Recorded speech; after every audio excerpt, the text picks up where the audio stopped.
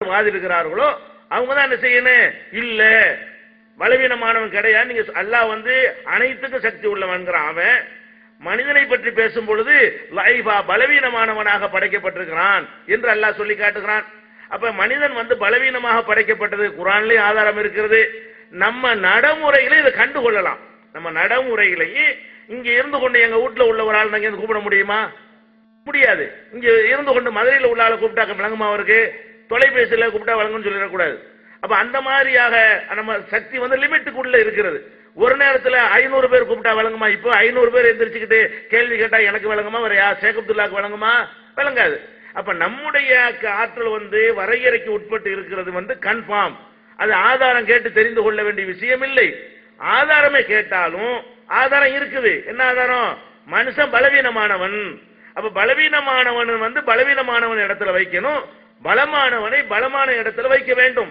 அப்ப இவங்க என்ன செய்யறாங்கன்னு கேட்டா அல்லாஹ்வுக்கு இன்னும் ஒத்துக்கொள்ளவும் செஞ்சிட்டாங்க. அல்லாஹ்வுக்கு இருப்பது மாதிரியான கேட்கும் திறன் தான் அவங்களுக்கு இருக்கிறது என்பதை ஒத்துக்கொண்டார்கள். அவங்க மறுக்காதன் மூலமாக அதுக்கு நீங்க தான் ஆதாரம் காட்டணும் என்று சொன்னதன் மூலமாக என்ன சொல்ல வர்றாங்க? அதாவது செத்து போன ஆட்களுடைய கேட்கிற சக்தி அல்லாஹ்வுடைய கேட்கும் சக்தி போன்றது. அவங்களுடைய பார்க்கும் சக்தி அல்லாஹ்வுடைய பார்க்கும் சக்தி போன்றது.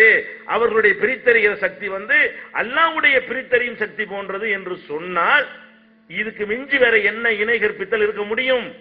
நீங்க என்ன செய்யணும்? அல்லாஹ் அனைத்து ஆற்றலையும் தனக்கு இருக்கிற அனைத்து ஆற்றலையும் அப்படியே இறந்தவர்களுக்கு கொடுத்து விட்டான் என்று ஒரு ஆதாரத்தை காட்டினீங்க என்று சொன்னா அதை நாங்க பரிசீலிக்கலாம். ஆனால் ஒரு ஆதாரம் இல்லாம நீங்க ஆதாரம் காட்டுங்க. யார் ஆதாரம் காட்ட வேண்டுமோ அவங்க நம்மகிட்ட ஆதாரம் காட்டுறாங்க. ஆதாரம் யாரு காட்டணும்?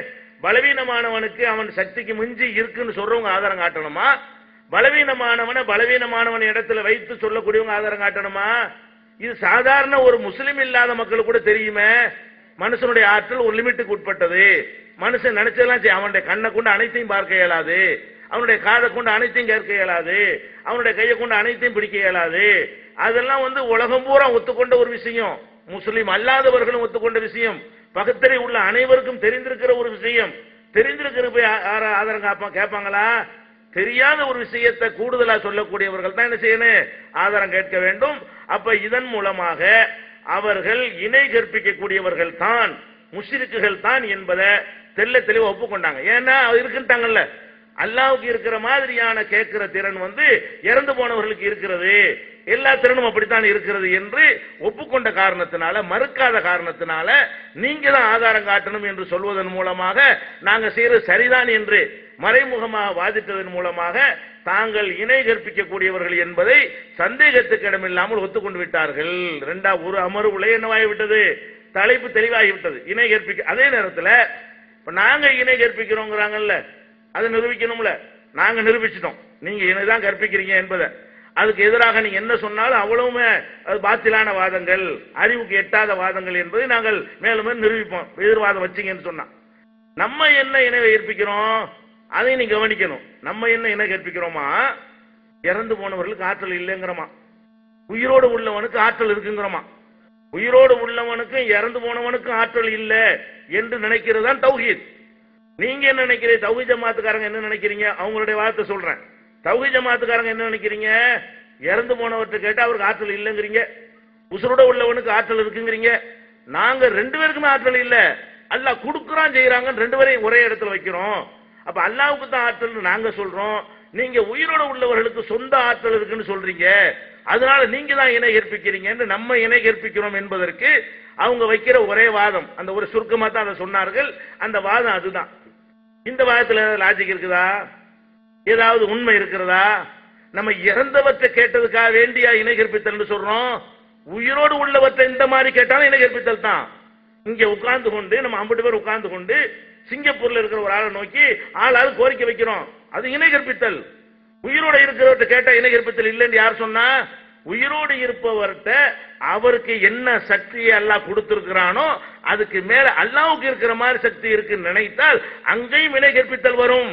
இறந்தவரை கூப்பிட்டா மட்டும் இணை கற்பித்தல் வராது. இறந்தவற்றை கூப்பிடுறதை எதுக்காக இணை கற்பித்தல் நாங்க சொல்றோம்? நீங்கள் அவருடைய கேட்கும் திறனை அல்லாஹ்வுடைய கேட்கும் திறனாக ஆக்குனதுனாலதான். அவருடைய பார்க்கும் திறனை அல்லாஹ்வுடைய பார்க்கும் திறனை ஆக்குறீங்க. இது மாதிரி உயிரோட உள்ளவனுக்கு ஆக்கினாலும் ஷிர்க் தான். நாங்கள் உயிரோடு உள்ளவன் அந்த இடத்துல வச்சு கேட்க மாட்டோமே.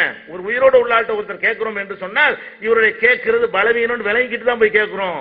இவருடைய பார்வை பலவீனம் விளங்கி கொண்டு கேட்கிறோம். ஒரு நேரத்தில் 2 பேர் பேசினால் இவருக்கு விளங்காது என்று புரிந்து கொண்டு கேட்கிறோம்.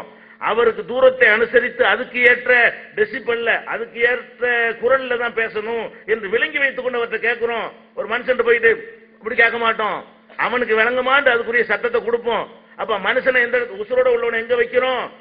அவனை மனுஷன் இடத்துல வச்சு கேட்கிறோம். மனிதன் உன்னுடைய கேட்கும் திறன் இவ்வளவுதான், உன்னுடைய பார்க்கும் திறன் இவ்வளவுதான். இறந்தவரை எங்க வச்சு கேட்கறீங்க? அவருடைய திறன் கூடி போயிடுது. செத்து போனோன்னு குறையிறதுக்கு மேல என்ன ஆயிடுது? இறந்து போன பிறகு பாஷையெல்லாம் விளங்குகிறது, கோடி பேர் கேட்டாலும் விளங்குகிறது, எவ்வளவு தூரத்தில் இருந்தாலும் விளங்குகிறது. ஏறக்குறைய அல்ல, ஏறக்குறையில் அப்படி அல்ல, டிட்டோ அல்ல. அல்லாவுக்கு இருக்கிற அதே மாதிரியான தன்மை இறந்தவர்களுக்கு வருதுங்கிறீங்களா? அதனாலதான் அது ஷிர்கே தவிர உயிரோடு உள்ளவர்கள்ட்ட கேட்கிற யாராவது அல்லாவுடைய இந்த தன்மை அவனுக்கு இருக்குன்னு நினைக்கிறாங்களா? அது மாதிரி நம்பி கேட்கிறாங்களா? ஒரு டாக்டர்கிட்ட ஊசி போட போனா கூட 100 பேரும் சேர்ந்துக்கிட்டு 100 நோயை ஒரே நேரத்தில் சொல்லுவானா? ஒவ்வொருத்தரா டோக்கன் வாங்கிட்டு தான் போவாங்க. அவருடைய கேட்கும் திறன் அவனுக்கு தெரிகிறது. இவர் 100 பேருடைய பேச்சை ஒரு நேரத்தில் கேட்க மாட்டாரு, 100 பேருக்கு ஒரு நேரத்தில் ஊசி குத்த மாட்டாரு, ஒவ்வொருத்தரா தான் போவணும். அப்ப நீங்க மனித உசுரோட உள்ளவன்ட்ட கேட்கும் பொழுது அவனை அல்லாஹ்வுடைய இடத்தில் வைக்கக்கூடிய தன்மை வரல. நீங்கள் உயிரோடு உள்ளவன் அப்படி வைத்தீர்களே ஆனால் அதுவும் ஷிர்க் தான். உயிரோட உள்ளத்தை கேட்டதுக்காக ஷிர்க் இல்ல, அல்லாஹ்வுடைய இடத்துல வச்சதுக்காக ஷிர்க். ஒரு உயிரோட ஒரு மகான் ஒரு ஆளை நினைத்து கொண்டு இங்க உட்கார்ந்துட்டு மகானை கூப்பிடுறீங்க, உசுரோட உள்ள மகான, அது ஷிர்க். இங்க உட்கார்ந்து 100 பேரை அவர்கிட்ட கோரிக்கை வைக்கிறீங்க, அது ஷிர்க். ஏன் உயிர் மரணித்தல்ங்கிற டாபிக்ல இது வரல. அவர் அல்லாஹ்வுடைய இடத்துல கொண்டு வச்சீங்க. லைஸக மிஸ்லிஹி ஷைஉன், அவனை போல ஒண்ணுமே இல்ல. இது இங்கதான் எடுத்து வைக்க வேண்டிய உதாரணம், உருவத்துக்கு வைக்கிற உதாரணம் கிடையாது. இந்த வசனம் இங்க வைக்க வேண்டிய வசனம். லைஸக மிஸ்லிஹி ஷைஉன், அவனை போல ஒண்ணும் கிடையாது. அவ்வளவு தெளிவா இருக்கும் பொழுது அவனை போல இருக்குன்னு சொல்றீங்க? ஒரு பண்பில் கூட அவனை போல யாரும் கிடையாது, தோற்றத்தில் கூட அவனை போல யாரும் கிடையாது, கேள்விகளோடு அவனை போல யாரும் கிடையாது, நடவடிக்கைகளோடு அவனை போல யாரும் கிடையாது. உலம் எக்குள்ள குஃபுவன் அஹத், அவனுக்கு நிகராக ஒருவருமே இல்லை. அப்ப இவ்வளவு தெளிவாக சான்றுகள் இருக்கக்கூடிய நேரத்தில் அவர்கள் நம்மை ஷிர்க்ண்டாங்களே, அது எந்த அடிப்படையும் இல்லாத லாஜிக்கே இல்லது. அதுக்கு மறுப்பு சொன்னார்களே ஆனால் மறுமறுப்பு நம்ம சொல்லுவோம். ஆனால் அவர்கள் செய்கிற ஷிர்க்கை சந்தேகத்துக்கு இடம் இல்லாமல் நம்ம நிறுவி இருக்கிறோம்.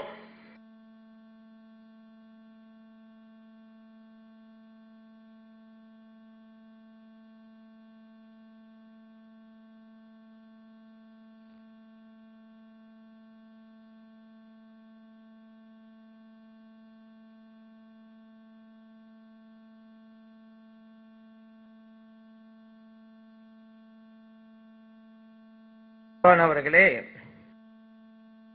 நம்முடைய துவக்க உரையில ஷிர்க்னா என்ன, பிதாத்து என்றால் என்னங்கிற விளக்கம் கொடுத்தோம். ஏன்னா இணை வைப்போரும் பிதாத்துவாதிகளும் யார் அப்படிங்கறதா தலைப்பு. கேட்கிறவங்களுக்கு ஷிர்க்னா என்னன்னு புரியணுமா இல்லையா? ஷிர்க்க பத்தி அல்லாஹ் என்ன சொல்லியிருக்கான்னு தெரியுமா இல்லையா? பிதாத்துனா என்னன்னு தெரியுமா இல்லையா? அதை பத்தி ஹதீஸ் என்ன சொல்லுதுங்கிறதும் புரியணுமா இல்லையா? இங்க உள்ளவங்க மட்டுமல்ல, இந்த விவாதத்தை காணுகின்ற லட்சோப லட்ச தமிழ் பேசும் முஸ்லிம்கள் அத்தனை பேரும் புரியணுமா இல்லையா? அவங்க செஞ்சிருக்கணும், அவங்களுடைய தொடக்க உரையில செய்யல, அதனால நம்ம செஞ்சோம். அடுத்து ஃபர்ஸ்ட் நம்ம என்ன கேட்கிறோம் புரிஞ்சுக்கிட்டு பதில் பேசணும். அவ்வளவே முத்திர ஓட்டாது இல்ல, அவுலியாக்களுக்கு நிகராகத்தான் அல்லாஹ் நீங்க வைக்கிறீங்க அப்படின்னு நீங்களே முத்திர ஓட்டக்கூடாது. எங்கிட்ட கேட்கணும், நீங்க என்ன நிலைப்பாடு கொண்டிருக்கீங்க, எங்க நிலைப்பாட்டை சொல்லுவோம். இது சரியா இல்லையான்னு வாதிக்கணும். நீங்களே சொல்லிட்டு போறதா இருந்தா அப்புறம் வாதம் எதுக்கு? சொல்லிக்கிட்டே போலாமே. அதனால வாதம் என்ன கேட்டோம், எல்லோரும் மக்கள் கேட்கிற அளவு சாதாரண உயிரா இருக்கும் பொழுது இது அல்லாஹ்வுக்கு மட்டும்தான் இருக்குது, அதை போய் மனிதருக்கு கொடுக்குறீங்க அப்படிங்க சொன்னீங்க. அதனாலதான் நாங்க கேட்டோம், அல்லாஹ்வுக்கு மட்டும் இருக்கிற தன்மையை மனிதருக்கு கொடுக்க கூடாங்கிறதுதானே உங்களுடைய நிலைப்பாடு. அல்லாஹ்வுக்கு மட்டும் இருக்கிறதுக்கு என்ன ஆதாரம் சொல்லுங்கன்னு கேட்டோம்.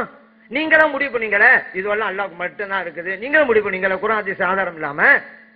உதாரணத்துக்கு இவர் மூத்தாக்குறாரு அப்படின்னு ஒரு ஆள் சொல்லும் பொழுது அது எப்படிப்பா முடியும் அப்படின்னு அல்லாஹ் சொல்லிட்டான்ல, நான் தான் மூத்தாக்கொண்டு, அப்ப இவருக்கு எப்படி முடியும் அப்படின்னு தானே சொல்லிங்க.